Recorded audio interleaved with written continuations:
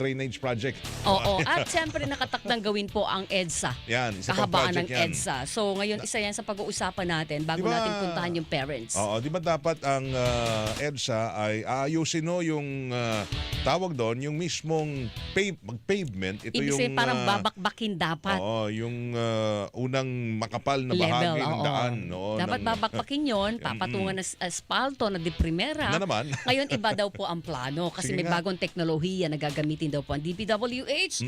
Nasa linya natin si Assistant Secretary Lori Malaluan ng Department of Public Works and Highways. ASEC, magandang umaga. Live kayo sa Double Wing sa Double B. Good morning po, ma'am.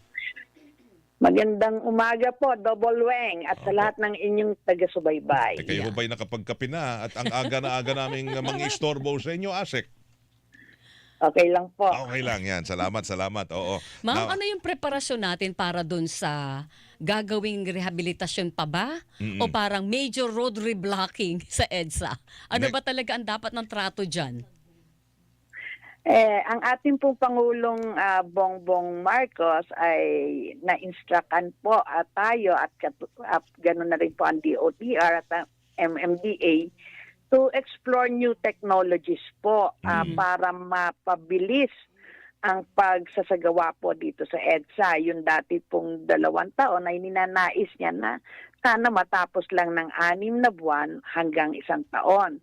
Kaya nga po ang Department of Public Works and Highways at ganun din po ay humihingi kami din ng mga tulong sa ating MMDA, DOTR at iba pa pong concerned agency ay naghahanap po at naghahanap ng available new road materials, procedures, and technologies that can be adopted para nga po ma-facilitate ang implementation ng EDSA Rehabilitation Program at the shortest possible time.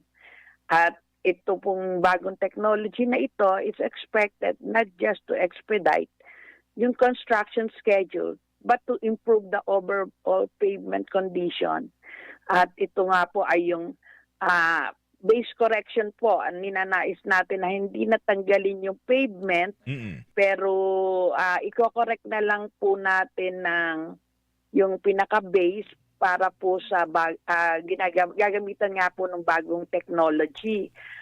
Siguro po doon sa ibang sections na lang na talagang deteriorated na, ang magkakaroon na lang po ng reblocking. After that po, pag na-stabilize po yung base at pwede nang hindi palitan ng konkreto, ay tsaka po natin na papatungan ng asfalto na may kasama rin pong parang reinforcement o yung tinatawag namin mga grid. Yun po ang gagawin natin. Pero ma'am, yung sa tagal na pong hindi nagkakaroon ng major rehab sa EDSA, masasabi pa ba natin na may mga portion pa dyan na matibay pa yung ilalim? Kasi para planuhin dati na magkaroon ng pagbabakbak hanggang ilalim at lagyan ng konkreto sa ilalim ulit, parang gagawin mong bago ang EDSA. Alam natin na luma na struktura yan at medyo mabuhay na. Kaya po madali siyang maglubak. Kaya nga po yun po ang pinag-aaralan natin at nabuuan ng EDSA. Okay, ma'am, dahil bago na yung hindi na full rehab, di ba, Weng? Mababawasan pa yung gagastusin ng gobyerno. Maliban dun sa iikli yung panahon ng pagkumpuni sa EDSA, mababawasan ba yung gagastusin ng gobyerno dito? Titignan po natin, may posibilidad po dahil malaking gastos din po yung pag-aalis ng mga konkreto. Opo. At syempre po, i-hold pa yon. Titignan po natin kasi yung unang ang plano ay lalagyan pa po ng reinforcement, steel reinforcement, yung bagong konkretong ilalagay natin. Palagay po namin ay ito po'y makakabawas ng gastos pero i-ensure naman po natin na ang performance at nitong bagong technology na ito para po maging feasible yung ating pagkukumpuni with high, lalo na dun sa mataas na volume ng traffic nga po dito sa EDSA na itong bagong technology na to ay makaka-survive dito sa mga factors affecting yung ating mga pavement po. Saan ba galing yung technology na ito, ma'am?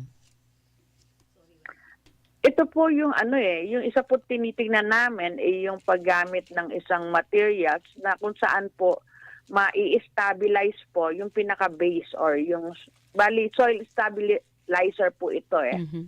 Then gagamit tapos nga po ay yung asphalt po ay lalagyan natin ng parang reinforced asphalt pavement po ito ng mga tinatawag namin mga grid po para po tumibay din yung asphalt.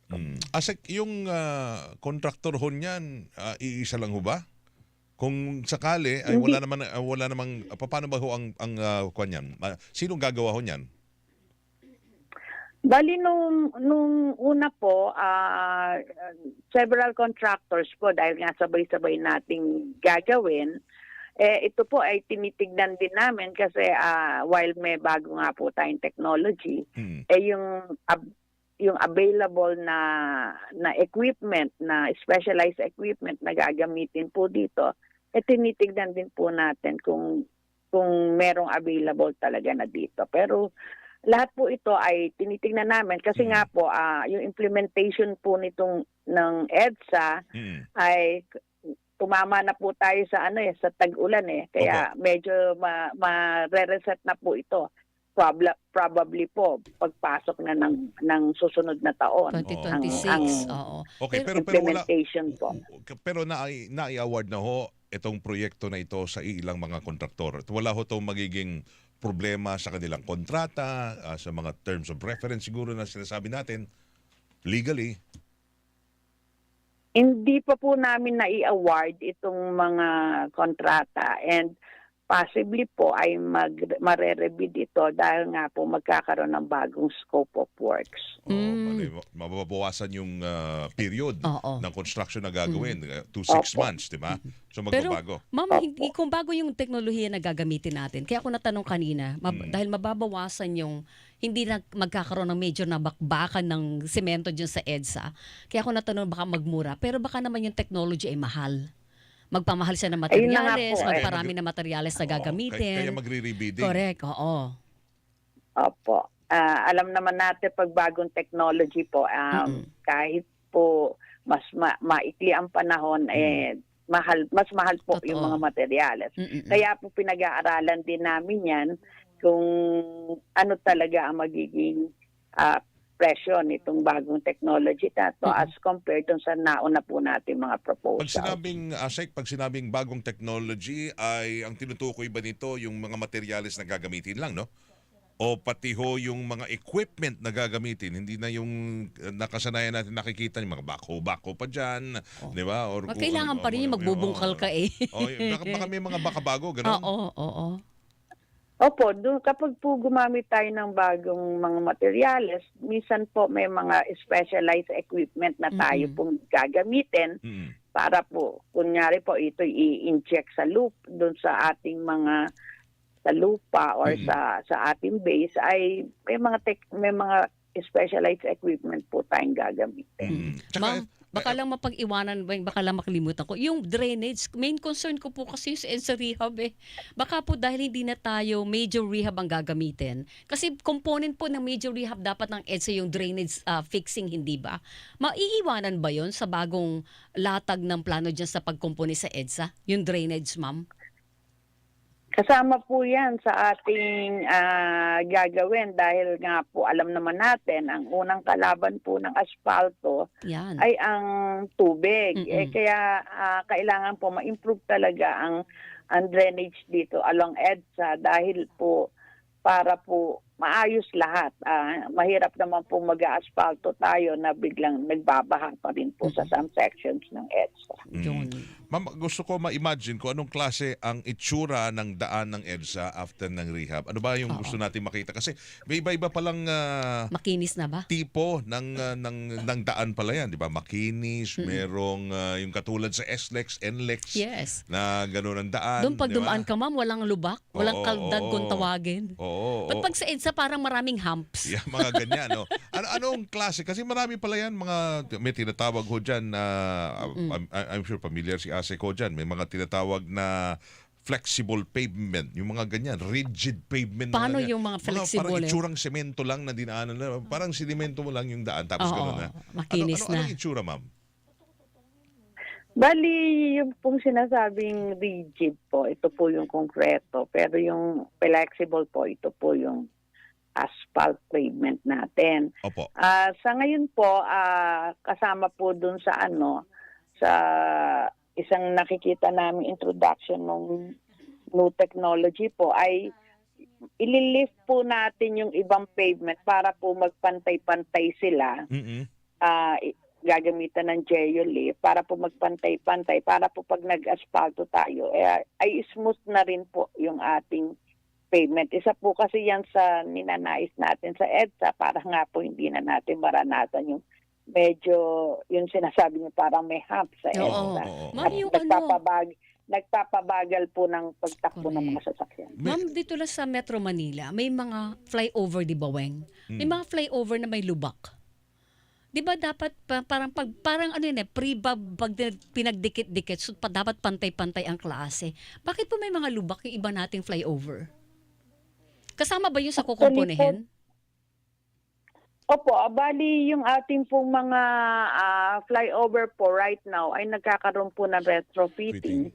At kasama po dyan ay dun sa mga ibang sections ay ibang flyover po ay ina-asphalt overlay din po namin yung pinaka-concrete ay yung deck po nung deck slab nung ating mga flyover para po maayos. Natataon po na kasi sa mga bridges po natin may mga po tayo expansion joints po dyan at na kahit paano po ay talagang hindi naman natin pwede pong i-overlay din po yung mga portion ng mga expansion joints. Kaya po, Kaya may ano talaga, may lubak-lubak. Okay. Ako balikan ko hindi lang. naman po lubak yan. Opo.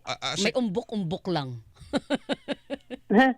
Oo, pero ASEC, yung EDSA ba, yung mismong daan, ay aangat ho ba yan sa rehab natin?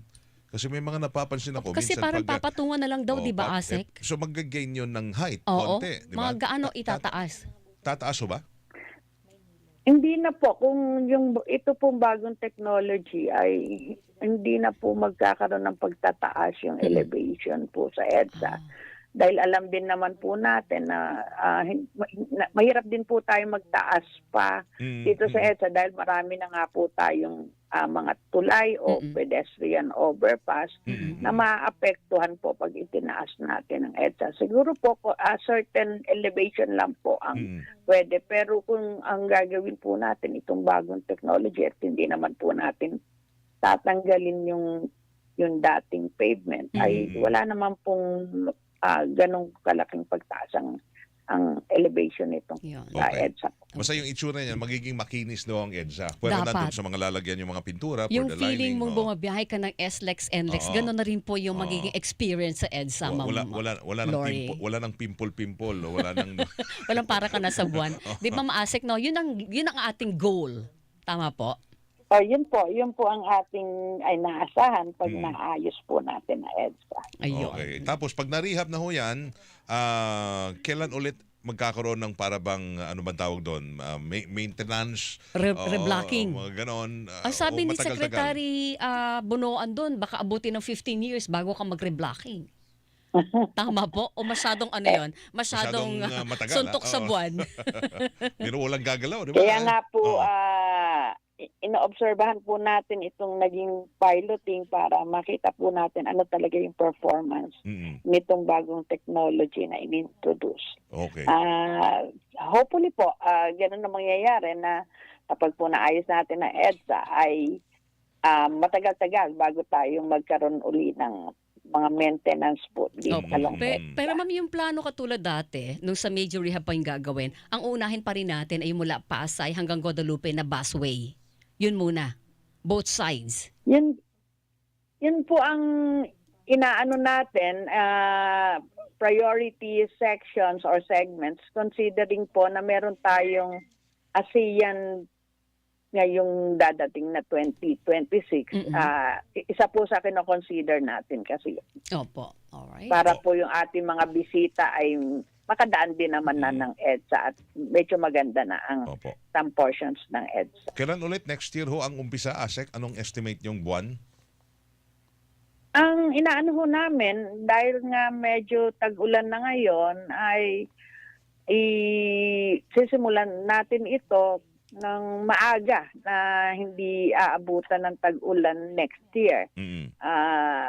Pero kung magiging maganda naman po siguro yung kasi pagkatapos ho ng tag-ulan, holidays Mm. naman kaya Opo. maaapektuhan talaga dahil napakarami nating malls along EDSA. Opo. Kaya nga po, earliest possible time po pagpasok ng taon. Mga Marso, ganyan. Siguro kahit mga January, hindi naman na maulan ng January o Kahit po February. siguro mga January, kung Oo. talaga pong maaayos na natin. Kung nakalatag ng mga kontrata. Ma'am, Opo. thank Good you luck, ha. good luck mo, And ASEC. congratulations. Thank you po. Maraming salamat. Good morning, ma'am. Salamat, ASEC. Magandang umaga po Good muli sa inyo. morning. Good morning. Si ASEC Lori Malaluan, ang ating nakausap mo mula ho sa Department of Public Works and Highways. Ngayong umaga. Dati nakausap natin sa direktor ng NCR. Ngayon, ASEC na si ASEC na. ASEC. Yan. Diba? Salamat po ha. At sa mga Thank taga you. DPWH tungkol ho sa EDSA Rehab na iurong at sa unang bahagi ng 2026 na ho Yes. ay simulan. Yan, Tsaga-tsaga lang mga pagpapa- kapuso. Pasasan ba't Oo. mapapakinis din natin ang EDSA? Yung mag-makeover tayo niyan sa Oo. EDSA. At mawala na ho yung mga, di ba, yung mga alon na naranasan natin. Dumadaan ka ng Parang dagat. ka nga nasa buwan di ba? May mga pimple, sabi mo. May Tapos